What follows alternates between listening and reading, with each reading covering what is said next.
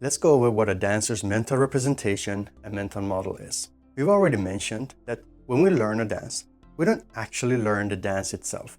We learn our understanding of what we are interacting with. This understanding we form and continuously refining over time is called a mental representation.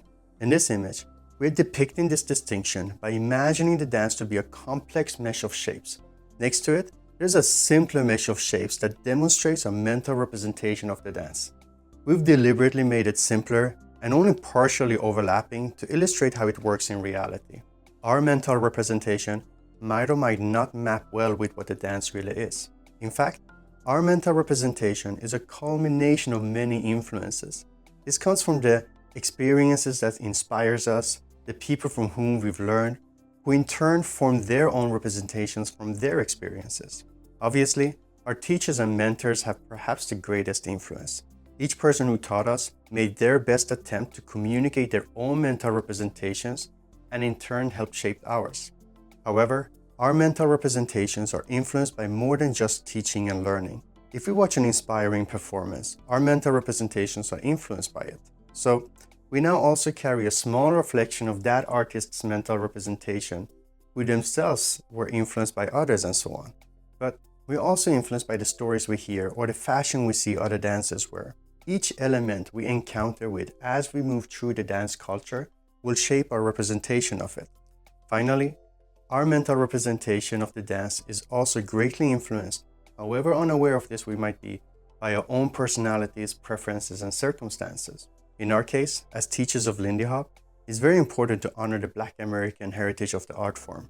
For instance, a lot of Lindy Hop teachers today come from a white European, and in my case, let's add a healthy dash of Persian upbringing, and it will influence how we think about and teach the dance.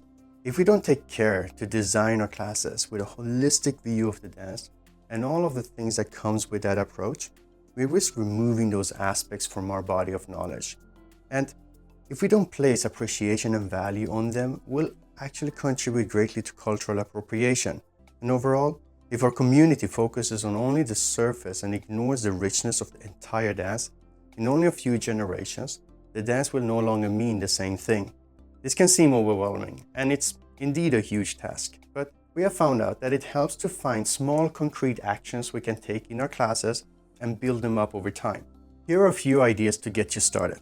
The first idea for you to try is this. When you teach a step or technique, share the lineage with your students. Find out who originated it and which teachers did you learn it from. Sharing some of this lineage with your students is a simple but powerful way to be mindful of the culture your dance comes from and also helps passing that mindset on to your students.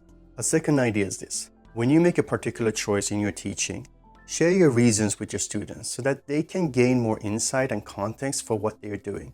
For instance, in our classes, we sometimes do a warm-up in which we ask the students to move around the room using simple movements with the main focus on interacting and greeting each other as dancers. We want them to see and notice each other. We let them know that this is connected to values of individual expression and community that are important in African diaspora dance forms, so that our students not only experience those values, but also understand why we are doing it. A few years ago, we got some great feedback from Odysseus Baylor, a Black American teacher of Lindy Hop and blues dance. He noticed that we often would put an emphasis in class on something culturally important, like for instance, improvisation. And we'd say that this is important in Lindy Hop, but we wouldn't say why. He recognized that we were missing this opportunity to put that aspect of the dance into a cultural context for our students. Nowadays, we might say something like, Lindy Hop is a Black American art form, and improvisation is a big part of that. So, finding or even actively creating opportunities for you to include cultural and historical context into your teaching can be a great way to help your students learn more about the history of your dance. Another common one for us comes from the habits and expectations our local students here in Germany often come to class with. They often express that they prefer and feel more confident if we give them the counts of the steps and spend time learning using the counts instead of thinking about steps in terms of rhythms. This gives us the opportunity to talk about how different cultures approach learning. We let them know that by understanding and applying another culture's learning strategy, they're showing respect for that culture, and they'll also gain new ways of learning. Since we incorporated ideas like this more and more into our classes, we've noticed huge benefits, both in terms of people's learning experience within class, but also in our students' mindset and even the overall community feeling. But to tell you the truth, we are very much in the process of trying to better understand the full richness of the dance and how we can best pass the history and culture on to our students so that they too not only learn about but also appreciate and respect the culture.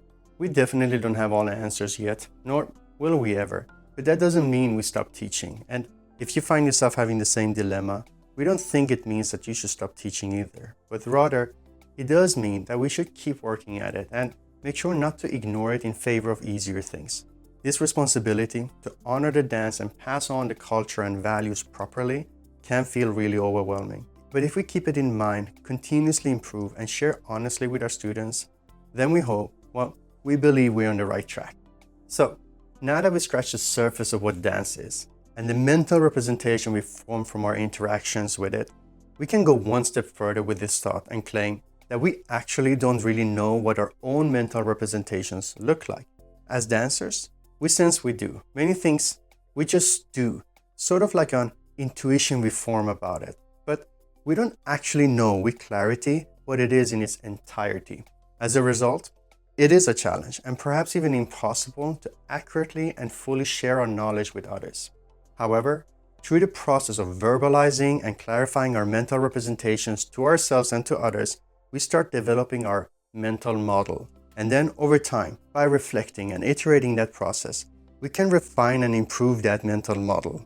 As teachers, we learn to find ways of describing what we feel and think in such a way that the external results that we see in our students make intuitive sense to us to match the dance as we understand it. In other words, and this is the punchline, we don't teach our mental representation to our students, but rather we're teaching the mental model we have formed from our intuitive understanding of our mental representation.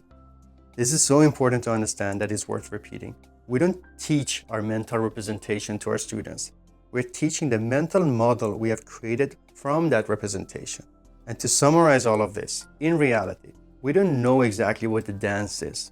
And then we form our mental representation of what we believe the dance is.